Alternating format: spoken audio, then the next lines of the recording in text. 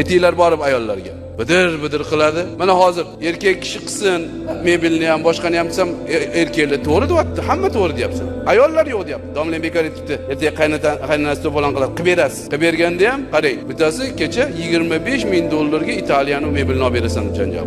25,000 ga bitta. 6 ta qizi bor ekan. Qara men nima qilaman? Keliningiz qo'ymayapti dedi. Astagfirullah. Kelinni chaqiring dedim. Jannatga kirish xohlamasa shunaqa to'polon qilaveradi. Namoz o'qisa qabul bo'lmaydi shunaqa qilsa, o'sha xotin. Buni biz nima qilyapmiz? Xo'p, mayli. Sen aytgani yo'q, to'xta. Sen emas, men emas, Allohni va Rasulining aytgani bo'ladi deb o'rgatinglar uyda xotinlarga. Oy, qanaqamiz? Badir qilaveradi. To'xta, bu Allohni aytganini qilamiz. Seni ham gap emas, oyingni ham gap o'tmaydi, meni ham. Biz musulmonlarmiz. Bizga Alloh Qur'on tushirgan, Rasulullohning sunnatlari bor. Shuni o'rgatamiz demaysizlarmi?